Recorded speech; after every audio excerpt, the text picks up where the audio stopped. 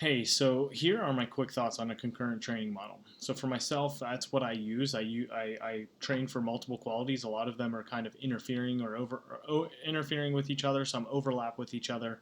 Um, the what a concurrent training model is, a programming model is a program that focuses on different qualities. So if you wanted to, the perfect example, one of the common examples to portray this is, or explain this, sorry, is being able to lift heavy but also run really long distances. Or another one is like squat 500 pounds and run a mile, sub 5 mile, or something like that. So two very opposite, similar, pretty opposite. I would actually say what would be more opposite is squatting 500 pounds and then running a marathon or an ultra marathon.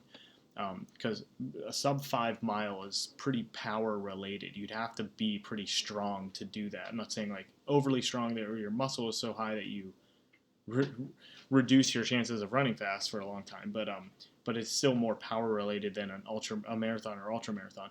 So that's a perfect way to explain what a concurrent training model could accomplish, and it does allow you to accomplish these things if put together well. But how do you become more of a jack of all trades, or how do you put together a program that's more of a jack of all trades, master of none, jack of all trades sort of thing, where you can increase your level of competency in certain tasks to a high level. It might not be the elite, or it definitely won't be your true potential, but it will be across the board, across a broad range of skills, higher than the average, most likely. Um, and these things could be opposite of each other. Think of like being someone who could do backcountry hunting, but also be a good Olympic lifter, to be a good athlete on the field or court sport athlete, a mountain biker, a rock climber, a swimmer. You can go and almost do any task and do well at it. Uh, Now, this concept is really great in theory. The problem with it is you can be ready, meaning like you can go and do these tasks well, but you would never be able to do them close to your potential. And most likely, if you were competing in these things with other people, um, that would be a good highlight to say, like, okay, I've been training for all these qualities at the same time. Why didn't I do so well as some of these other people who just put all their eggs in that basket?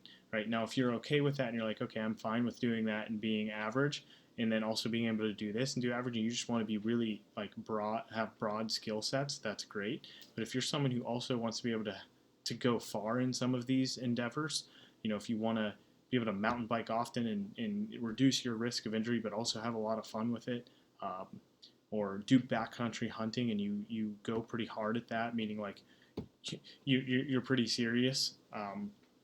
Long treks in the woods, carrying heavy packs, dragging heavy weight and things like that, and not be able to get crushed and be able to do this for longevity purposes as well.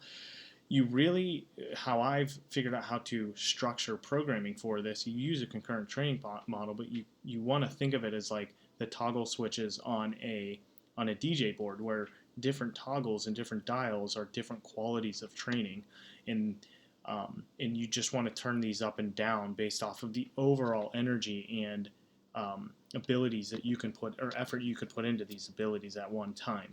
And what I'll do is I'll tend to focus on just like less than a handful of qualities at one time, probably even less than that, maybe like two or three, that go into a primary layer in the program where you see frequently to gain the adaptations. You only want to do as much as you need to get better at something. You don't want to overdo it. So you only do as much as you need to, but that goes in the first layer. Second layer, typically supporting structures of that. When you get into the third layers of this programming concept, you're typically only working on a much lower frequency of rotations. So your frequency of these training variables might be literally 8 days. You might not see this frequency for 8 days. Some of them even more. It just depends on your ability to maintain a quality. So if you wanted to maintain a quality that doesn't really overlap from some of the other qualities in your main layer, but you want to keep that relative. So if you went and did this task, you would still be competent enough to do it. You might not be at your potential, but you'd be competent. Then you want to have just enough frequency in that training cycle that you maintain your level, or maybe just drop it to a level where it's sustainable, or relative. relevant, I should say. So you just really, it's just, realistically, it's just learning how to set up different layers of qualities that you want to have at the ready, and which ones are more important to you at a certain time, and which ones aren't, and should you keep those in there, and what rotation and frequency you want to have in that program. I'm happy to answer questions on this or hear your thoughts on how you would train for multiple qualities that don't really have much overlaps to that. Definitely want to continue that conversation, but I'm interested to hear if there's anybody out there that is programming for themselves or programming for clients with this in mind, a concurrent training model that wants to prepare people for many different skill sets and demands, and not be non-proficient in any of those tasks at any given time.